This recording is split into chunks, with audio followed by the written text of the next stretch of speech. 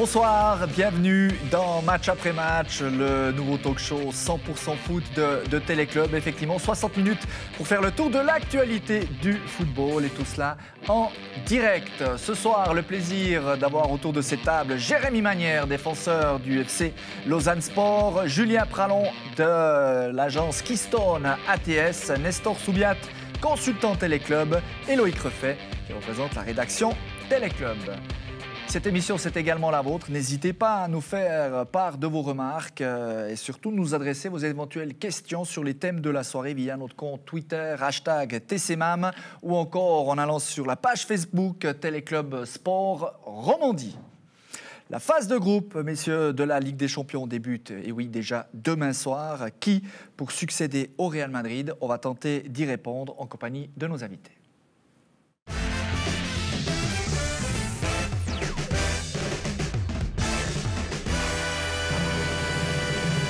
Selon l'adage, on prend les mêmes et on recommence. Le Real Madrid, triple tenant du titre, part aux yeux de beaucoup comme l'un des favoris.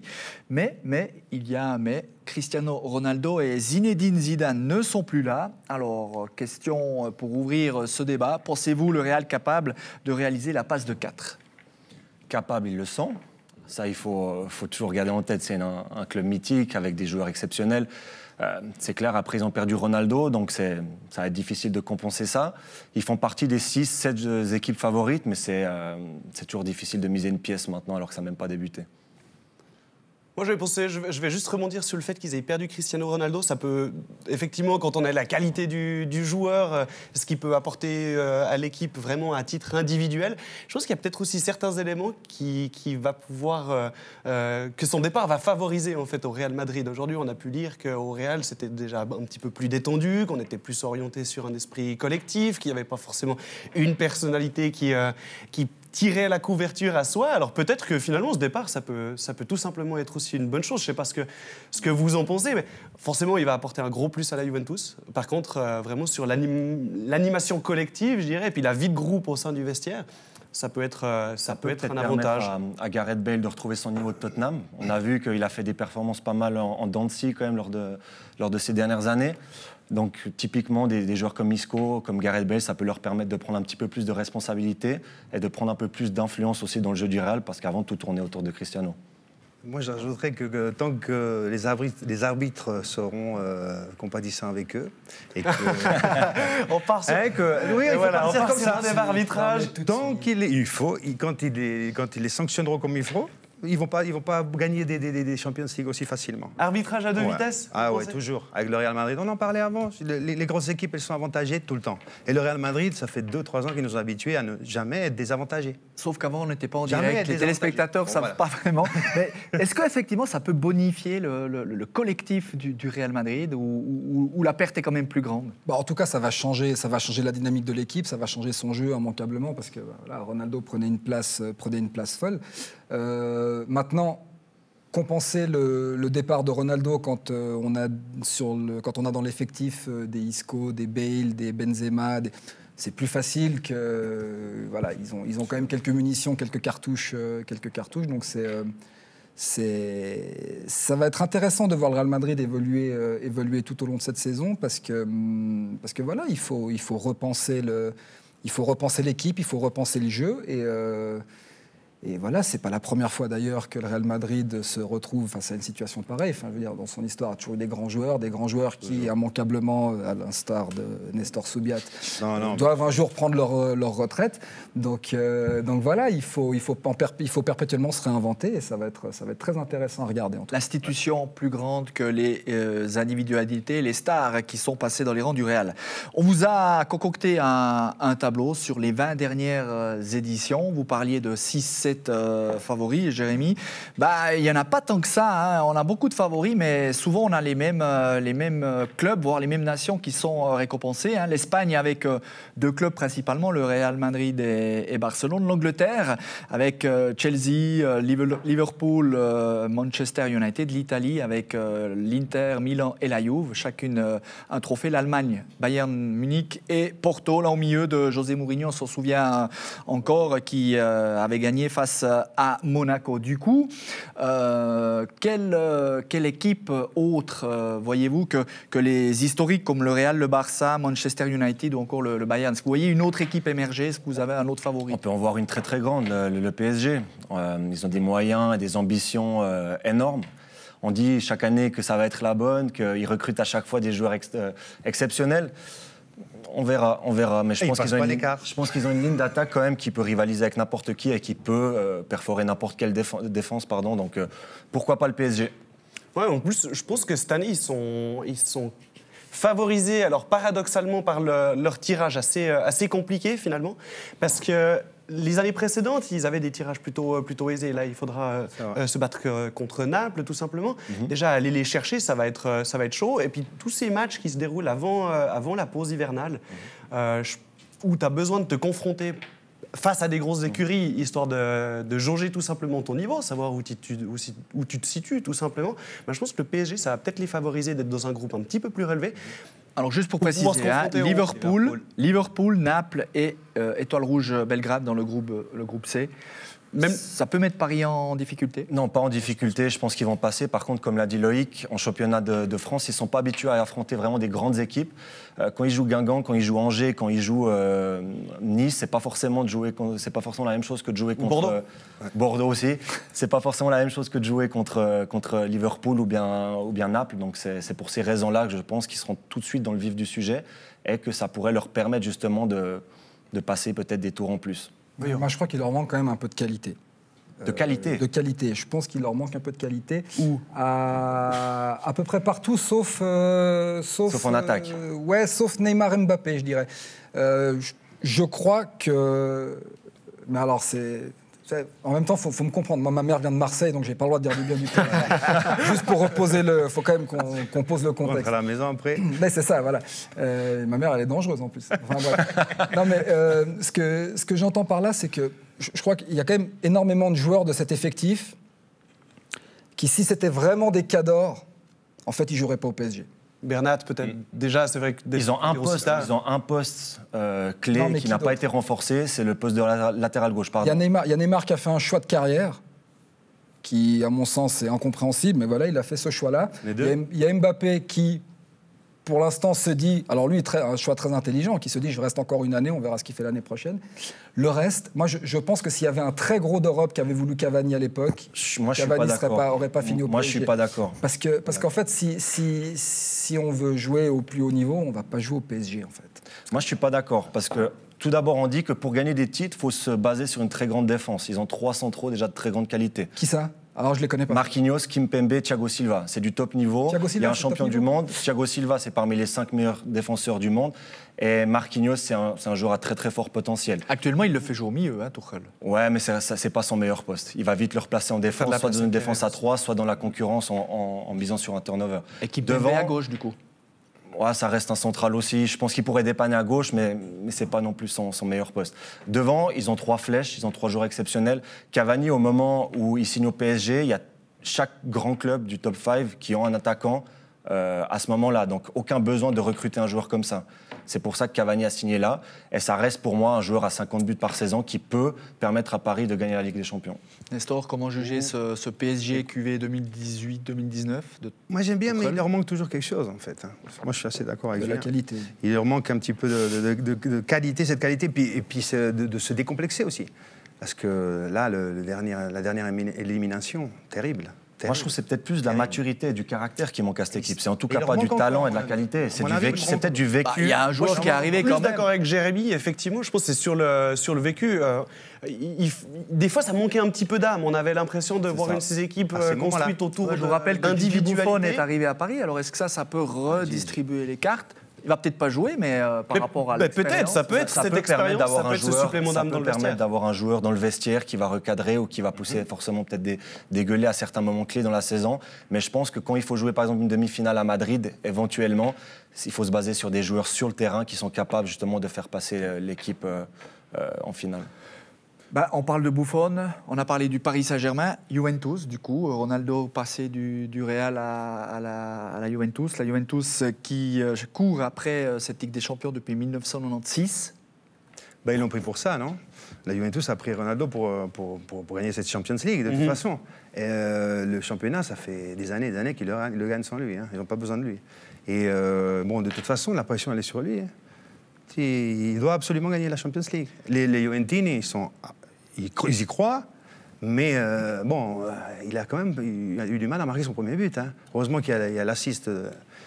Il avait fait le même parcours l'année passée au Real, 3 matchs avant de débloquer son compteur. La Juventus avec Young Boys, Manchester, Valence. Il ne faut pas s'inquiéter pour lui. Il a expliqué qu'il avait un petit peu de pression aussi avec ce transfert. Il a dit maintenant qu'il a marqué ce doublé ce week-end-là, il a pu se libérer un petit peu. Oui, bon, ça ira mieux. Moi, je pense qu'on va le voir très très en forme à la Juve. Sassuolo, là, parce que il le trouve plus, il peut rentrer à la maison là, avec son assist à la tête. Il faut pas déconner. Moi, je trouve que c'est pas possible de faire des trucs pareils. La tête, elle vous a pas plu, le geste défensif. Mais c'est une catastrophe. Il le fait marquer. Non, je pensais qu'on parlait d'un autre coup de tête. Pour revenir à la question, mon Dieu. Juventus fait partie de vos favoris ou ça reste un outsider? Non, ça fait partie des gros favoris, encore plus avec l'arrivée de Cristiano Ronaldo. Ils ont eux aussi un quatuor offensif intéressant avec Dybala, éventuellement Mandzukic, éventuellement Douglas Costa ou Cuadrado, en se basant sur la maturité italienne en défense, en misant sur leur vécu justement que le PSG n'a pas. C'est un des très très grands favoris. Julien, vous avez un papa romain?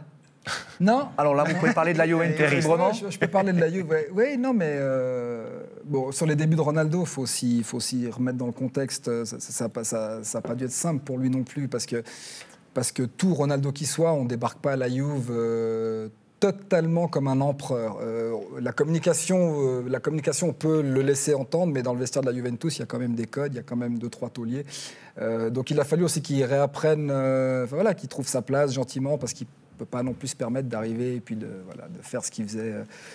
Donc il y a toute une série d'équilibres, et puis ça va dépendre aussi de la capacité des Mandzukic, des Dybala, de tout ça, à un moment donné accepter de se mettre au service, de la machine.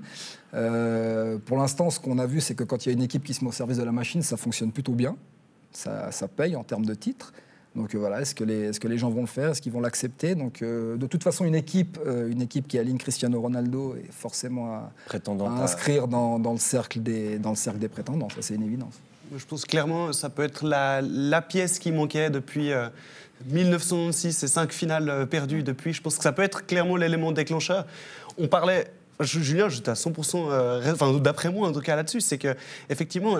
On va voir une équipe de la Juve qui va complètement orienter son jeu sur Cristiano. Comme j'imagine, c'est des perspectives. Quand tu fais venir un joueur comme ça, c'est forcément pour le mettre en évidence et puis qu'il soit le fer de lance de ton attaque, quoi. Et j'imagine que ça va vraiment faire des étincelles maintenant. Il est lancé. Mais il faut qu'il se mette à son service. Hein.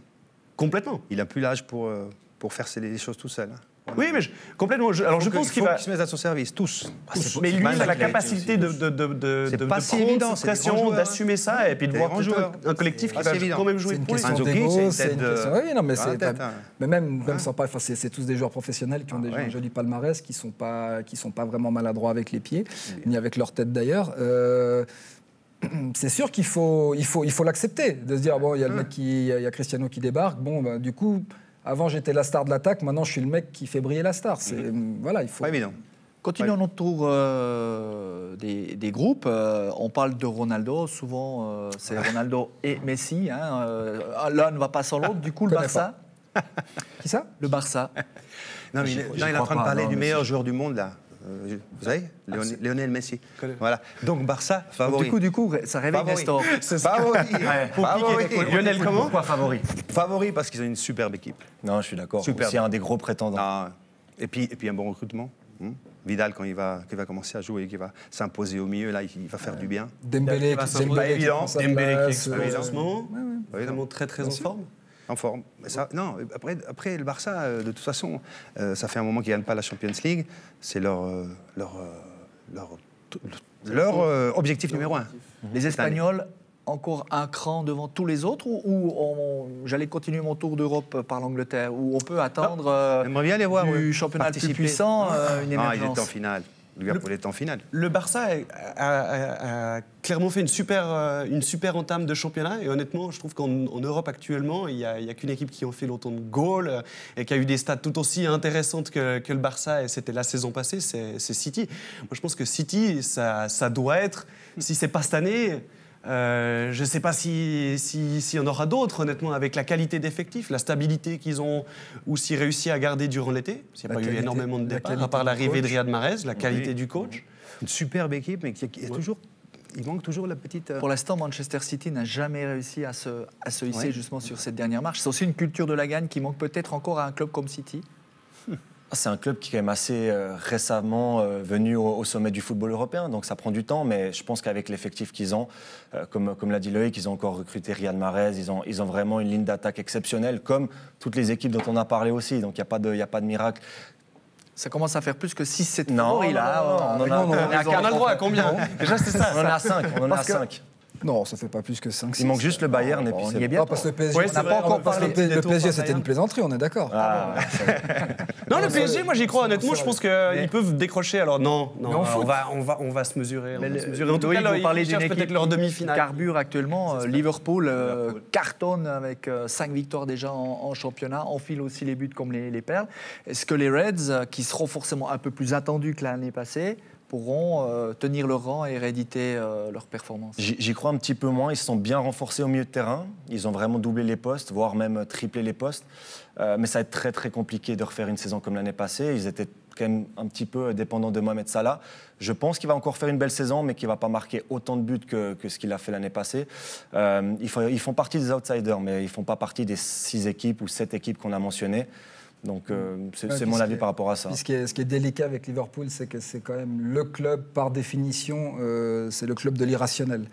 C'est-à-dire qu'il y a des fois où on les voit bien, mais en fait ça passe pas. Il y a des fois où on a l'impression qu'ils ont une équipe bout de bois, mais on les retrouve en finale. C'était le débat qu'on avait sur ce même plateau. Voilà, c'est une équipe qui baigne dans une forme d'univers mental tellement particuliers qu'ils sont vraiment capables de tout. C'est compliqué de prédire ce qui va se passer avec Liverpool. C'est l'irrationnel par définition. Ouais, ils se sont clairement sortis la saison passée face à City sur deux coups de maître de Klopp aussi tactiquement, même s'ils ont des super individualités devant avec un trio absolument magique. Difficile sur la longueur de les voir capables de remettre en place de tels exploits. Par contre, on parlait de la dépendance de Salah. Moi, je mettrais presque une petite pièce sur Mané cette saison. En tout cas, moi, je l'ai trouvé incroyable à la Coupe du Monde. Il est super en forme en ce début de saison. Moi, je pense que Sadio Mané va faire partie des tout grands acteurs du chapitre de cette saison. Si on ne blesse pas Salah, peut-être ça va aller. Et si on blesse pas Salah, Messieurs, il y aura messieurs, passe droit d'arbitrage du Real Madrid. Messieurs, ça va. Comme souvent. Arbitre, là, non, mais il a... C'est vrai. Messieurs, juste. Non. Ils nous l'ont pas. Un des favoris qui est toujours dans l'ombre des autres et qui est régulièrement dans le top 4, qui a un peu plus de peine d'arriver sur la première place du podium, c'est le Bayern Munich. Est-ce qu'on peut y croire? Non, il faut y croire. Il faut y croire. Juste parce que c'est des Allemands? Non, parce que c'est le 6e prétendant et puis qu'on a parlé de 6 équipes et puis que voilà, le compte est bon. Ils ont une tradition qui est quand même exceptionnelle. Manchester United, Atlético de Madrid. Maintenant, c'est bon. On va quand même pas perdre trop de temps non plus. Du coup, votre 6e, parce que vous excluez Paris. Mon 6e. le Madrid. L'Atlético. Ouais, ça, va falloir se les farcir. Avec ce football un peu à la française, ça gagne. Non, rappelle-moi, c'est un football champagne. Football champagne, offensif. Non, c'est comme ça. Les Français qui n'ont plus gagné depuis 1993. Argentin. Périgord. Mais du coup, Manchester United, Atlético de Madrid. Non, Manchester, ils vont passer les poules et je pense que ça ne va pas aller très très loin. J'attends de voir si Manchester United passe les poules, moi. Je pense que les 2 favoris logiques de ce groupe-là, c'est évidemment... Séville, Valence, IB. Ah, c'est juste... C'est évidemment les 2 favoris du groupe, c'est évidemment la Juve et Manchester, mais je n'en démords pas, je pense que IB peut... Si toutes les étoiles s'alignent, accrocher une des 2 premières. Non, mais c'est vrai. Parce que ce Young Boys me fait furieusement penser à certains FC Bâle des 10 dernières années, c'est-à-dire clairement limité par rapport à ce qu'il y a dans le reste du groupe, mais avec des types sur le terrain qui sont capables à un moment donné d'allumer la lumière. Je pense qu'ils vont avoir des gros problèmes à l'extérieur. Oui, je mais pense qu'ils sont capables de faire des points à domicile, même contre ces grandes équipes-là. déjà, J'espère s'ils négocient bien, qu'ils feront des exploits, mais je les vois très très mal faire des points à Mestalla, faire des points à Old Trafford ou faire des points... Contre Old Trafford. il a un 12 décembre. Old Trafford, c'est faisable. Old Trafford, c'est faisable. Le premier match est super important parce que s'ils arrivent à accrocher un point mercredi contre Man U, ils ont l'assurance d'être en course au moins jusqu'à la 4e ou 5e journée, mathématiquement. Et ça, c'est super important psychologiquement. Donc le premier match, il est vraiment capital parce qu'après, tu te déplaces à Turin, c'est quand même là, c'est quand même une bonne chance de la prendre. Bon, du coup. Le premier match est super important et franchement, Man U, qui a quand même, qui peut avoir tendance parfois à prendre un peu de haut les adversaires et puis qui ne tourne pas non plus si bien que ça. Enfin, c'est moins qu'on puisse dire. Franchement. Ils ont gagné, mais alors il faut voir. Et puis donc voilà, j'attends de voir si Man U se qualifie. Évidemment, ils sont plus favoris qu'IB. Alors on l'aura compris. Moi, je mets une question. IB, vous les mettez au deuxième en tour. 2,5, je les mets. En 2,5, tout bon. Sur IB, rapide tour de table. 1, 2, 3, 4. Grèce 2004, le Angers 2005-2016, la force du collectif. Je pense qu'à 1, 2, 3, 4. Allez, 2. Soyons. Non, moi je suis désolé, Julien, j'aimerais bien mettre. Pour moi, ce sera du 3. 3, quand même. 3, ça veut bien, dire 3. déjà en Europa League. Bien, 3. Jérémy, 1, 2, 3, 4. Je suis triste de dire ça, mais je vais quand même dire 4. Nestor. Moi, je dirais 3. Et puis, s'il se qualifie, ben, je viens un match après match torse nu. Alors, c'est dans la boîte. Avec Julien. Pour l'exploit. Avec Julien. Pour l'exploit. Attention, le dernier qui a pris un pas Avec sur un ce super plateau. peut-être déjà si. Oui. Adieu. Non, mais on espère tous que UB passe ce tour, bien sûr. Mais ça va être des matchs fantastiques. Il faut qu'on profite de ces moments qu'on va vivre avec eux. Et voilà, non, vraiment, on se réjouit, nous. IB, ça commence mercredi soir, effectivement, avec la venue de Manchester United. Mais la Ligue des Champions, c'est dès demain soir que vous pourrez la suivre sur Téléclub. Tous les matchs seront retransmis. 18h30 avec un somptueux Barcelone-PSV Eindhoven pour ouvrir cette phase de groupe. Suivi à 20h30 de l'entourage sur la rencontre Liverpool-PSG. On a connu pire pour lancer une nouvelle saison. Je ne sais pas s'il est mardi ou mercredi, mais moi, il y a un match qui m'intéresse particulièrement, ce sera Shakhtar Hoffenheim dans le groupe F. Je pense qu'il va se passer des choses dans ce match. C'est deux équipes qui pratiquent un football plutôt séduisant. Mercredi 18h55. Eh ben, mercredi 18h55, je vous conseille le Shakhtar Hoffenheim. J'ai un petit fait pour le Shakhtar, je l'avoue, mais ça risque d'être pas mal. C'est les Ukrainiennes, c'est ça. C'est ça. Et je crois qu'en plus, Hoffenheim est très sur la dynamique en fait, de sa saison. C'est pas très sexy. Ils sont plutôt pas vraiment. Non, alors ils sont plutôt partis. Ça, c'est plutôt coupé. Des superbes équipes. C'est sur cet excellent conseil de Julien Pralon que l'on me signale que c'est déjà l'heure de la mi-temps dans cette édition de match après match. Allez, on vous laisse quelques minutes de récupération et l'on revient tout de suite après ça.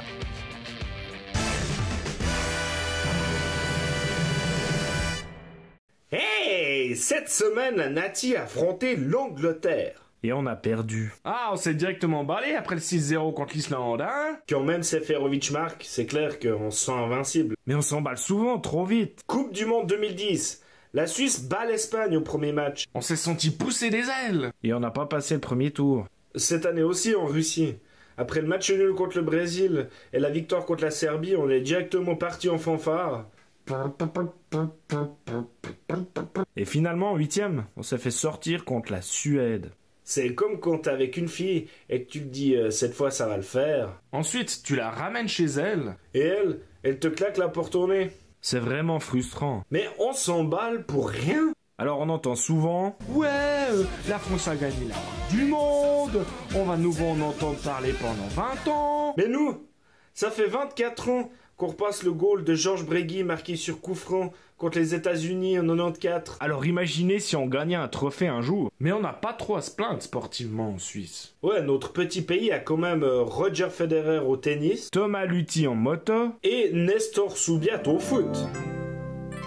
On en est quand même fiers de notre Nati, qui nous fait vibrer juste avec une victoire contre l'Islande en Ligue des Nations. D'ailleurs, j'ai absolument rien compris à cette Ligue des Nations. Je pense que même les mecs qui l'ont créée doivent se dire maintenant « On a peut-être un peu déconné les gars là, on allait un peu trop loin je crois ». En Ligue des Nations cette semaine, il y a aussi l'Espagne qui a mis une gifle à la Croatie. Mais les Croates, eux, ils sont en train de revenir d'une énorme désillusion. Ah bah ils ont perdu la finale de la Coupe du Monde quand même. Là pour eux, c'est comme quand t'as ramené une fille chez elle, t'es dans son lit et elle te dit « Pas ce soir, j'ai mal à la tête ». Finalement, c'est autant frustrant que d'être coach au FC Sion.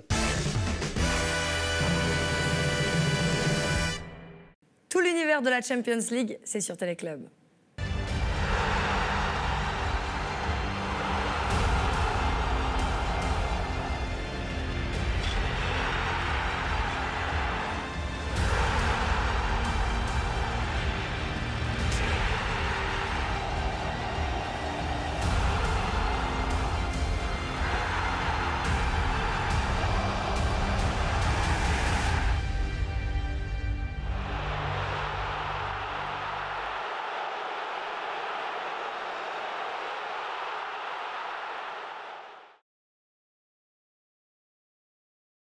Ces matchs de l'UEFA Champions League vous sont présentés par Heineken et Gazprom, sponsor officiel de l'UEFA Champions League.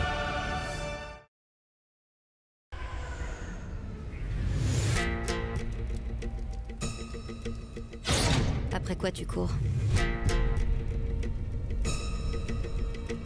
La vengeance? L'argent? Ou est-ce que c'est autre chose? T'es beau, tu t'habilles toujours aussi mal, mais t'as l'air en forme. On m'a parlé d'un boulot. Un gros bonnet qui veut que je monte une équipe. Je suis pas qu'un chauffeur. Je suis aussi un pilote. Ça faisait longtemps que j'attendais une occasion comme celle-là. Qu'est-ce que t'en dis? N'importe quoi. Tu sais où trouver un vaisseau? Ouais, je connais quelqu'un. C'est le roi de la contrebande. On m'a raconté une histoire à ton sujet. Je me demandais si c'était vrai. Toutes les histoires qu'on raconte à mon sujet sont vraies. L3! Lâche la tête du monsieur. C'est qui cela? Si tu viens avec nous, t'as une grande carrière devant toi. Sois gentil, attache-toi mon grand. Et voilà! Si je peux te donner un conseil, pars du principe que tout le monde te trahira. Et tu seras jamais déçu. Je sais pas pourquoi, mais je le sens bien. Depuis quand tu sais piloter? T'as 190 ans? Tu les fais pas? Vas-y!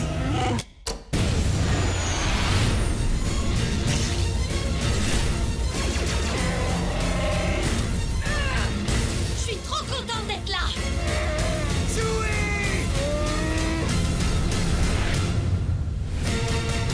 Solo, A Star Wars Story. Maintenant à la demande sur Téléclub On Demand. –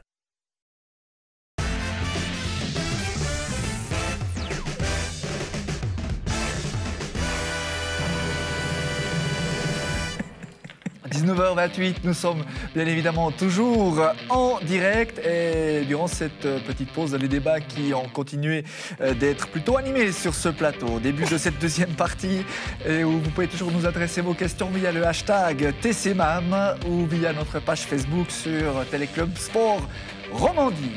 Le championnat suisse reprend, messieurs, également ses droits cette semaine. Et comme vous le savez, après 6 journées de championnat, Maurizio Iacobacci est déjà devenu le deuxième entraîneur à perdre sa place.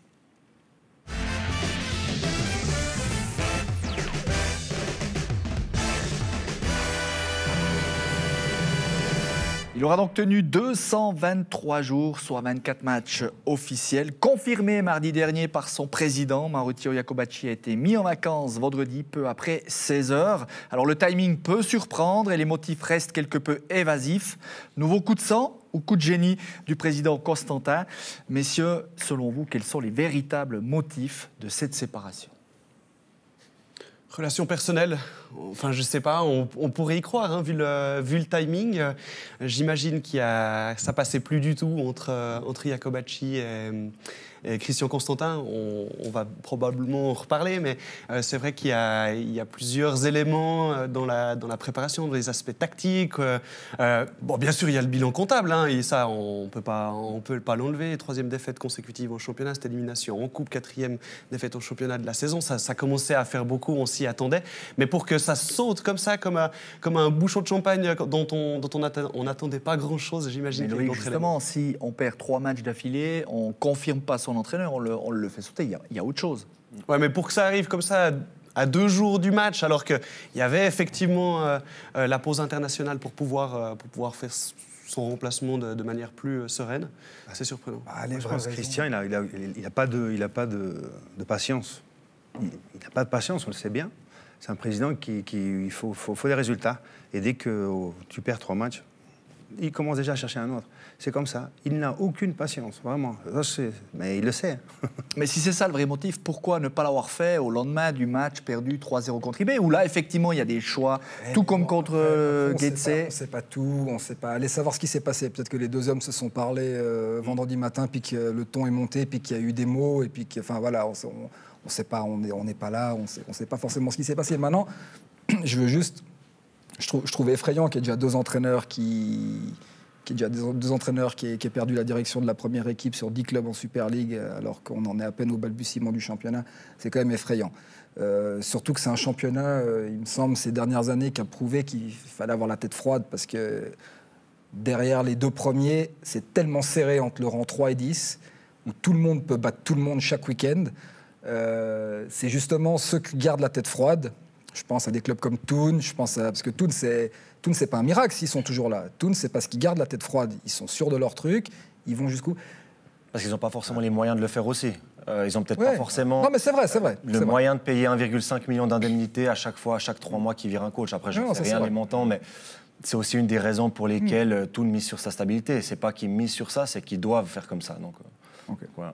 En tout cas, l'information est tombée vendredi en fin de journée. Alors, comment cette annonce a-t-elle été traitée dans les médias? On voit tout cela avec vous, Loïc.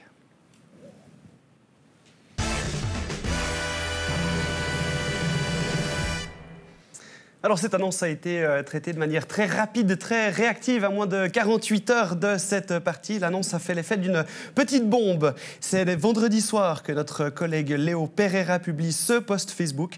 Maurizio Iacobacci est en vacances. Sous-entendu, il ne sera pas sur le banc du FC Sion à la Pontaise. Rhône FM rebondit dans la foulée et précise que Christian Constantin et Christian Zermatten, assistants d'Iacobacci, seront en charge de l'équipe. Autre information importante, une décision définitive sera prise cette semaine. Alors, petite pause ou véritable licenciement, la question est en suspens. Le lendemain, le matin apporte de nouveaux éléments sur cette annonce attendue mais surprenante dans son timing. Constantin détaille, ce licenciement avait déjà été réfléchi mais il fallait prendre une décision. Si je gagnais à Lausanne, j'étais plus emmerdé pour le faire. La tête de monsieur Iacobacci roulait donc déjà. Mais alors, pourquoi attendre? Dans le Nouvelliste, l'ancien international Johan Lonfa ne comprend pas ce timing qu'il qualifie d'incroyable. Il évoque un éternel recommencement et une vision à court terme qui le laisse perplexe sur l'avenir du club. Et hier soir, le matin est revenu sur cette décision. 3 éléments auraient lourdement pesé dans la balance. Une victoire pendant la pause internationale face à Chiasso qui n'a pas rassuré le président. Une intensité lors des entraînements qui aurait été trop faible. Certains joueurs s'en seraient même plaints auprès de Christian Constantin. Et une cohésion de groupe à la traîne alors que la saison est déjà bien entamée. Alors malgré l'annonce attendue, le divorce semble clairement consommé entre 2 hommes qui entretiennent désormais une relation plutôt conflictuelle. On a quand même quelques pistes sur les différents motifs ou griefs qui sont sortis au travers des médias. Cela dit, cette affaire, c'était couru d'avance. Au-delà du fait qu'à Sion... dès le désaccord contractuel en début de saison. Oui, non mais déjà... La vraie question qu'on peut se poser, c'est pourquoi est-ce que finalement il a prolongé pourquoi Christian Constantin a prolongé Maurizio Iacobacci, puisque de toute évidence, il n'avait aucune envie de le garder. Donc ça, déjà, c'est une première question que je me pose, parce que Christian Constantin avait été clair au moment du désaccord dans la négociation. Ça semblait être le point de non-retour. C'était pas possible. Bon, finalement, c'est possible pour des raisons qui m'échappent. c'était couru d'avance que c'était une histoire qui se terminera en septembre, me semble-t-il. Ouais, c'était à prévoir. Moi, je suis allé voir un match contre IB et on parlait déjà dans les coulisses que tout se préparait pour le remplacer, à Maurizio. Et bon, mais en connaissant Christian, c'est vrai. Lui, il est comme ça. Hein. C'est son club, il fait ce qu'il veut. Il n'a pas de patience. Est-ce que l'intervention de certains cadres, une nouvelle fois, on repense à l'affaire Casami qui était allé voir son président. Casami a été mis à l'écart, puis réintégré. Maintenant, ça fait quand même depuis quelques semaines qu'on le voit plutôt boudeur, si ce n'est déjà depuis qu'il est arrivé à Sion qu'on le voit boudeur. Mais ça veut dire qu'on a une nouvelle fois cédé à la pression mise par les joueurs? Non, je ne pense pas qu'il a cédé à la pression mise par ses joueurs. Je crois qu'il avait déjà conscience des difficultés rencontrées par son équipe, qu'en prolongeant Jacobacci en été, il lui avait sûrement mis certaines conditions à ce qu'il poursuive le championnat au-delà de la 6e ou de la 7e journée. Peut-être un nombre de points, peut-être une certaine façon de jouer. Les raisons, elles sont justifiables. Après, comme l'a dit Johan Lanfa dans le Nouvelliste, le timing, il est plus que douteux. Entre son renvoi et le dernier match contre IB, il y a 14 jours qui se sont écoulés. 14 jours, c'est là qu'il a dû se passer quelque chose quand même. Il a dû se passer quelque chose. Sinon, on prend la décision du match de IB. Une chose est sûre, c'est que la mise en place de Maurizio Jacobacci le vendredi matin même de son licenciement, c'était exactement la même équipe qui a joué dimanche du côté de la Pontaise. Bon, ça c'est une forme de logique parce que Tsarmaten, il arrive, il va pas révolutionner. Mais ça veut dire que Christian Constantin n'est pas arrivé auprès de Christian Tsarmaten et a dit celui-là, il faut. Non, mais là, je crois qu'il faut être clair. Franchement, ça fait bientôt 15 ans que j'ai affaire à des entraîneurs qui se font lourder au FC Sion. Et aucun ne m'a jamais dit que Christian Constantin faisait l'équipe à leur place ou leur dictait leur choix. Personne ne l'a jamais dit. Ils disent tous que... Non, alors c'est vrai que Christian Constantin va venir vers l'entraîneur, tu fais jouer qui aujourd'hui ? L'entraîneur lui donne sa compo, il va lui dire, t'es sûr, lui, il n'est pas en forme, t'es sûr, lui, je ne le ferai pas jouer, mais par contre, c'est toujours l'entraîneur qui choisit. Le seul qui l'a pardon, c'est Clausen. C'est Nestor, il est parti à la moitié. Il est parti à la mi-temps. Messieurs, on est en direct, il est 19h37, et je vous informe que le nouvel entraîneur du FC Sion, c'est Murat Yakin, jusqu'au terme de la saison. Alors, voilà, je vous balance l'info. Réaction à chaud. Surpris. Là, c'est du tout frais, confirmé, c'est conférence de presse. Il y en a deux, trois qui ont du souci à se faire dans l'équipe. Ah oui. Je crois que ça va pas être un problème. Ils ont 38 jours sous contrat. Je crois que ça va rebrasser un petit peu les cartes. Ouais, mais sur les 38, il y en a combien qui sont prêts à vraiment bosser et à se plier à une discipline, parce qu'avec Murat Yakin, on rigole pas. Hein. Plus que la direction, moi je pense qu'honnêtement, il y a eu un recrutement qui s'est avéré beaucoup plus positif là où on ne l'attendait pas forcément. C'est-à-dire que le FC Sion a toujours parlé d'avoir des cadres plus expérimentés. Alors heureusement, Raphaël, c'est la grosse satisfaction en tout cas en défense. Mais après, quand on trouve des JT, des Uldrikis, finalement, on se rend compte que l'effectif, il y a matière à faire. En tout cas, il y a vraiment matière à faire. Et en plus, ce n'était pas forcément là où on les attendait.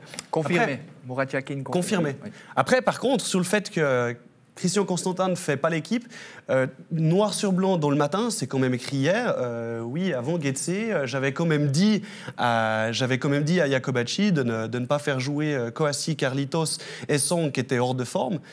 Il ne l'a pas fait, donc je pense que quand même, il a son... Enfin, en tout cas, il essaie d'avoir son mode. On sait qu'effectivement, Christian Constantin aime être au courant des choses. Il est connaisseur de foot, il aime donner son avis.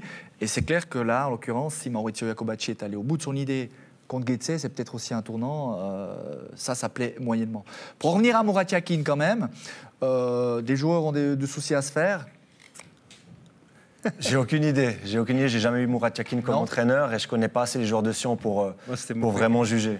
Nestor, Murat Yakin alors. Grasshopper, on a joué 4 ans ensemble. Je le connais très bien. Yakin entraîneur. Rigoureux, tactiquement au point, ça c'est sûr. Très bon tactiquement. Et, un excellent entraîneur. Excellent. Ouais, et je pense que ça va faire du bien. Et puis bon, Moulad, c'est un Suisse allemand, entre guillemets. Il a un peu de cette rigueur qu'il a pris de, je sais pas, peut-être des entraîneurs qui est passé, hein. Christian Gross ou des gars comme ça.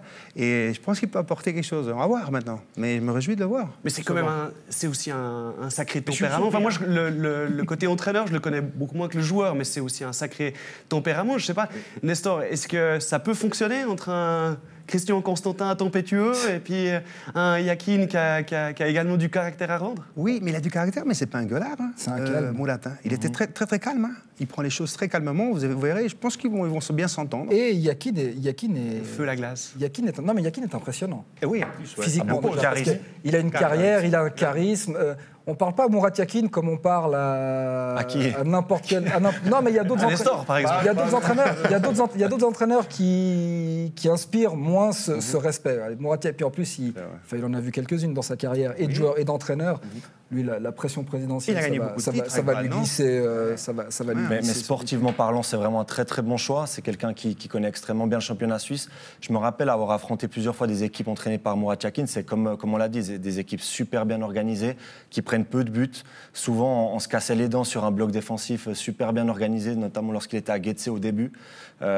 Très bon choix pour le FC Sion. Des joueurs, par contre, qui ont des soucis à se faire? Pour deux raisons. C'est que on a déjà Yakin est extrêmement exigeant d'un point de vue tactique, et de ce que je constate en voyant jouer Sion ces derniers mois, c'est qu'il y a quand même quelques lacunes de ce point de vue-là. Ensuite, Yakin est à mon sens un excellent entraîneur, mais il y a assez régulièrement une forme d'usure qui s'instaure dans les effectifs, parce que justement, cette exigence tactique, on pourrait tirer un peu le parallèle avec peut-être, je sais pas, Chris Maxorley en hockey sur glace, par exemple, ou ce qu'était Alberto Bigon à l'époque avec Sion, c'est-à-dire que ça marche sur un laps de temps peut-être un peu court, parce que l'exigence est placée très tôt, mais voilà, par exemple, mais à un moment donné, psychologiquement, c'est dur de suivre, quoi. Donc voilà, je me réjouis de voir comment est-ce qu'ils vont digérer... Comment est-ce qu'ils vont digérer les longues séances à Martigny-Croix? Il va falloir travailler. C'est embêtant, ça, des fois. Du coup, pour Alexandre Song, c'est le nouveau Kevin Constant du FC Sion? Non, il vient d'arriver. Je pense c'est quand même un investissement qui a été fait par le club, en tout cas au niveau du salaire, j'imagine. Donc ils vont de toute façon lui laisser le temps de se remettre à niveau physiquement. Ils vont lui redonner sa chance également. Après, pour combien de temps, on ne le sait pas. Mais c'est typiquement le genre de joueur sur lequel Murat Yakin pourrait s'appuyer, par son vécu, par son expérience et par ses qualités sportives, si, comme je l'ai dit, il se remet à niveau. Oui, puis Song a quand même une autre carrière que Kevin Constant, me semble-t-il, sans vouloir manquer de respect à Kevin Constant. Mais là, Song, c'est quand même un cran au-dessus aussi. Enfin, lui aussi, quand il dit quelque chose dans un vestiaire, j'ai envie de dire, vaut mieux l'écouter, parce qu'il sait un peu de quoi il parle, le garçon, je pense. Est-ce que ça peut relancer, si tant est qu'on a besoin de le relancer, mais c'est vrai qu'il est quand même en deçà depuis le début de cette saison, Pashtim Kazami. La rigueur... Le côté suisse-allemand de Murat Yakin, ça va peut-être plus convenir à Kazami. Il va falloir qu'il travaille. Hein. Parce que Murat, suisse-allemand ou pas suisse-allemand, il a intérêt à se bouger. Hein, Kazami. C'est peut-être finalement ça qui pourrait lui faire du bien, une pression quotidienne aussi, pas avoir le sentiment de s'installer. Alors je ne sais pas quelle relation il avait avec Jakobac, puis s'il lui mettait suffisamment de pression, mais effectivement, pour un joueur comme ça, qui a quand même un sacré talent à revendre, autant peut-être chercher à le pousser un petit peu plus. Dont on parlait il y a un peu plus d'une année en arrière, que ce serait le nouveau meneur, le nouveau leader de cette équipe sédunoise. Pour l'instant, il ne tient pas vraiment son rang. Non, il a alterné le bon et le moins bon. Il ne faut pas tout jeter des performances de Pashtim Kazami à Sion. Il a été très inconstant, notamment en raison de problèmes extrasportifs, comme on l'a dit aussi. Donc, je pense que c'est aussi le genre de joueur sur lequel le nouvel entraîneur pourrait s'appuyer. Mais de toute façon, il y aura énormément de concurrence avec le nombre de joueurs qu'il y a dans l'effectif, ça on le sait. Mais c'est bien, tout le monde va devoir se remontrer et puis se présenter à l'entraînement. Ouais, et puis surtout, ce qui va être intéressant, c'est de voir... là, il n'y a personne qui pourra tricher, déjà parce que, comme Murat Yakin me l'avait lui-même fait remarquer, À l'entraînement, c'est pas possible de tricher avec lui parce qu'il connaît toutes les combines, étant donné qu'il les a faites quand il était joueur. Exactement. Ouais. Et non, mais c'est vrai. Ben oui, Et surtout, Yakin est complètement intransigeant. C'est-à-dire que lui, quel que soit votre passé dans le club, votre importance dans l'effectif, si ça marche pas, il coupe. Enfin, moi, je me souviens quand même quand à Bâle, il a relégué Alexander Frey, ailier gauche, pour bien le dégoûter pendant 3 mois, pour être sûr qu'il parte un peu plus vite que... Enfin, Murat Yakin ne transige pas. Il a une idée très claire de ce qu'il veut et il y a intérêt à le suivre parce que sinon, ça passe pas. Sûrement pour ça que Christian Constantin l'a pris. Et les semaines qui viennent sont plutôt importantes pour Sion, enfin tous les clubs, puisque c'est tellement dense comme vous le dites, mais déplacement à Thun, Zurich à domicile, déplacement à Lucerne lors de la semaine anglaise qui s'annonce. Le timing, du coup, là, semble un peu plus judicieux. Comme l'a dit Julien, toutes les équipes peuvent battre tout le monde dans ce championnat. Je dirais pas que c'est un calendrier favorable, mais c'est pas non plus un calendrier défavorable. Je pense que c'est bon de... Il faut faire des points, ça c'est sûr. Ah oui, de toute façon, mais le championnat est long. Il y a 36 matchs, donc je me fais pas trop de soucis par rapport à Sion. On l'a dit, messieurs, nous sommes en direct et on a reçu une question sur notre page Téléclub Sport Romandie, page Facebook. Elle nous provient d'Éric. Alors je vous l'adresse, messieurs. Au vu des prestations du club valaisan depuis quelques semaines et de cet énième changement de coach, pensez-vous que le FC Sion devra se battre avec, ou plutôt contre la relégation, et doit-il avant tout se fixer l'objectif de rester en Super League avant de penser de jouer les premiers rôles? Dans un premier temps, oui, parce que l'urgence de la situation, c'est de faire des points et puis de sortir un petit peu de cette zone rouge, entre guillemets, même s'ils n'y sont pas vraiment. Mais je pense qu'à terme, à moyen terme dans ce championnat, ils vont quand même remonter un petit peu au classement. Après, c'est vrai qu'ils ont peut-être ce surplus de motivation qu'ils ne peuvent pas avoir, étant donné que les autres équipes peuvent aller chercher une qualification européenne. Ils sont toujours en suspens d'une décision du tribunal arbitral du sport qui leur interdit pour l'instant, bien sûr, les compétitions européennes sur 2 ans. Alors, il va bien falloir de toute façon trouver des éléments pour pouvoir tirer l'équipe vers le haut. Et honnêtement, je ne pense pas que ça fasse rêver une équipe sur un championnat aussi long de simplement jouer la guirou et puis de dire on vise uniquement le maintien.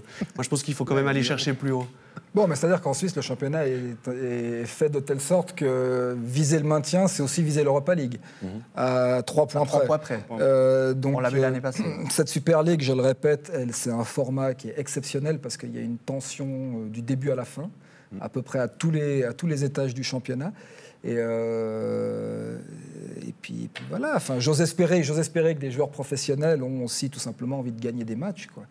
Sans savoir s'il y a le sucre Coupe d'Europe ou pas la saison suivante. Enfin, gagner des matchs et finir 2e, c'est toujours mieux que de finir 9e, je trouve. Moi, je pense qu'ils vont s'installer dans le haut du tableau. Petit à petit, ils vont s'installer dans le haut du tableau. Avec l'arrivée de Murat, je suis pratiquement sûr. Ah, c'est pas mal. Je me fais pleuvoir, ça a de l'allure. C'est pas mal, là. C'est pas mal. Non, après, bon, le potentiel, clairement, c'est pas un effectif de relégable, Jérémy, on est d'accord. C'est plus dans l'esprit. C'est un effectif du top 4 de ce championnat, clairement, avec les joueurs qu'il y a. Le top 4, tu penses top 4 Oui. Je pose la question on peut quand même dégager Bâle, on peut quand même dégager Young Boys, on peut dégager Sion et puis on peut dégager Zurich. Je pense que c'est clairement les 4 qui sont un petit peu au-dessus au niveau des moyens financiers, au niveau de l'effectif. Après, on sait que ça ne veut rien dire du tout, quoi. Et puis peut-être qu'avec Murat, tout simplement, s'inscrire aussi un petit peu plus dans le long terme, si c'est pas cette saison, effectivement, aller chercher. De parler de long terme, ouais, alors c'est tout le problème. Mais après, si en plus on veut avoir une semaine, il dit. Ah, c'est ça. on est peut-être. Parlons de décembre. Parlons de décembre déjà. Mais même sur le long terme, entre guillemets, si on se projette même jusqu'à la fin de la saison prochaine, effectivement, je pense qu'une place dans le top 4, ça peut être un objectif qui va motiver les joueurs. Alors après, par contre, il faut avoir aussi une patience et puis une stratégie qui est adéquate à ton recrutement. Si tu veux acheter des jeunes joueurs pour les faire éclore, il faut aussi avoir quelqu'un qui est bon en post-formation et lui faire confiance longtemps. Eh ben, ce sera le mot de la fin. Vous venez de l'entendre. Vous avez pris l'habitude dans cette émission. C'est la fin du temps réglementaire. Il nous reste donc 5 minutes de temps additionnel pour traiter d'autres thèmes d'actualité. Et l'UEFA a quand même un peu ébranlé la planète football en annonçant sa volonté toute prochaine de créer une 3e Coupe d'Europe comme on l'a connu par le passé avec la Coupe des Coupes. Mais est-ce que ça sent pas vraiment la ligue fermée pour les 14 plus grosses écuries d'Europe, puis après on va décaler tout ça. Ils veulent rester à 32, a priori, ils voudraient rester à 32 en Ligue des Champions quand même, donc ça serait un peu le même format. Les 3 seraient à 32. Mais maintenant, c'est un peu, toujours... Ça va être des miettes. Mais c'est un peu comme la Coupe du Monde ou les Euros, où on élargit. Enfin, je veux bien, c'est sympa parce qu'on vend plus de droits, il y a plus de merchandising, il y a plus de... Ça fait vivre toute une économie, mais en termes de niveau pur, quand même, ça se dilue, quoi. C'est quand même un peu dommage, mais c'est un immense avantage pour le football suisse, puisque en gros, en Super League, on sera soit relégué, soit européen bientôt. C'est ça. Génial. Les 9e, ils seront en Coupe d'Europe, mais bon, un peu au format volleyball ou basket. La Coupe CEV, la Challenge Cup, on fait la... C'est pas un peu le risque, justement, de s'y perdre? C'est un système qui est encore compliqué. On ne connaît pas encore les critères de qualification. Je crois qu'ils doivent encore se rencontrer en début d'année prochaine pour en parler. C'est un système qui va avantager les clubs de championnat un petit peu moins renommés, les championnats polonais, les championnats tchèques, les championnats suisses aussi, il faut le dire aussi. Donc j'attends de vraiment voir les bases de cette compétition-là pour juger, parce que c'est encore un petit peu trop tôt, il n'y a pas encore tout qui est définitif. Le nerf de la guerre, la question en fait, c'est cette Coupe d'Europe, si elle est créée... L'argent, les droits. Est-ce que Monsieur Téléclub va acheter les droits? Parce que le nerf de la guerre, il est là. On dit, voilà, encore une compétition, personne ne va suivre. Mais la question, c'est est-ce que les télés achètent? Est-ce que les gens regardent? Est-ce qu'on consomme le produit? C'est uniquement ça, la question. En fait. Donc, posez la question à Monsieur Téléclub. Du coup, dans le même ordre d'idée, projet de faire disputer la finale de la Ligue des Champions à New York. Vous en pensez quoi? Je trouve ça très, très intéressant. Je crois qu'il y a le football qui se développe aux États-Unis. La MLS progresse d'année en année. Il y a de plus en plus de personnes aux États-Unis qui suivent le foot, notamment la population sud-américaine.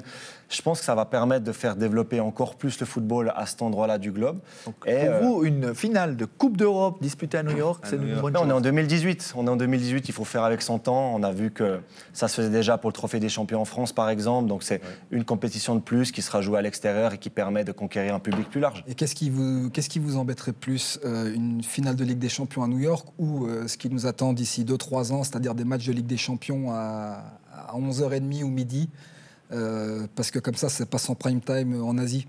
Ça va être compliqué d'avoir des auditeurs, d'avoir des téléspectateurs à 13h un jour de semaine pour les Européens. Non mais on est dans cette logique-là en fait en ce moment. Oui, complètement. Moi je suis relativement d'accord avec toi, Jérémy, sur le fait qu'effectivement... Je sais pas, il y a un premier étonné. Je suis le premier étonné. Pourtant je m'étais promis de te rentrer dans le cadre. On vient du Nord-Vaudois, c'est pour ça.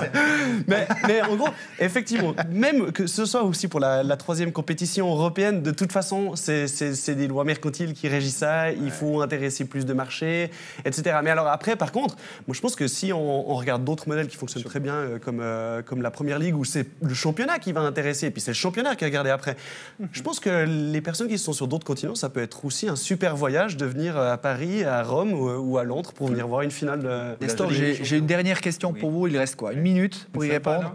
Est-ce que après 7 journées de championnat, Thorsten Fink sera le prochain entraîneur à perdre sa place? Je vous l'adresse à vous, parce que Getse a toujours une place particulière dans votre cœur. Alors, sincèrement, je ne sais plus quoi penser de Getse. Je suis vraiment en dépression avec eux, hein. Sincèrement. Je crois que ça va être l'équipe qui va aller dans... Est-ce que Getse n'a pas perdu son âme en perdant son stade? Getse commence à faire son arbre le jour où ils ont engagé Nestor Soubiat. Hein. Je veux dire, c'est le début de la fin. C'est clairement... C'est le début de la fin. Je pense qu'on peut le dire. Ouais, c'est sûr. Non, c'est le Hartturm, c'est vrai. Ça leur manque beaucoup. J'ai parlé à pas mal de fans et c'est vrai. Ils ne supportent pas de jouer dans ce stade du FC Zurich. C'est ça. Il leur faut vraiment un stade. Qui n'est pas un stade de foot, en plus. Qui n'est pas un stade de foot. Un stade d'athlétisme, bien sûr. Mais Fink en Angers? Fink en Angers, bien sûr. Getse Xamax ce week-end? Oui, je crois que si... D'après ce que j'ai entendu du côté de Zurich, il lui laisse encore 2 matchs. Et après, il faut qu'il fasse au moins 4 points, sinon... Moi, je trouve juste fou. Je peux? Je trouve juste fou, en fait, ce qu'il a expliqué dans les colonnes du matin, en expliquant que cette victoire, cette défaite, c'était une défaite isolée. Du côté de Nyon. Du côté de Nyon, ouais, pardon. quand on a 13 matchs, sauf erreur, 8 défaites sur son arrivée à Getsé, honnêtement, c'est plus qu'alarmant. C'est pas tellement une défaite isolée. Ben voilà, ça passe vite, comme toujours, quand on a de très bons débatteurs. C'est terminé pour cette édition de Match après Match. Merci Jérémy, Nestor, Loïc et Julien. À tout bientôt. Une émission que vous pouvez revoir sur notre chaîne YouTube. N'hésitez pas à vous y abonner, Téléclub Romandie. N'hésitez pas non plus à nous rester fidèles puisque d'ici quelques minutes, vous pourrez suivre le match de Serie A opposant Spal Ferrara de Johan Djourou à l'Atalanta Bergame de Raymond Freuler. Stéphane Franière est dans les starting blocks. Merci également aux personnes qui ont œuvré en coulisses, particulièrement Régis Berisville et Sylvain Mangold. Merci enfin à vous pour votre fidélité. À bientôt sur Téléclub. Salut.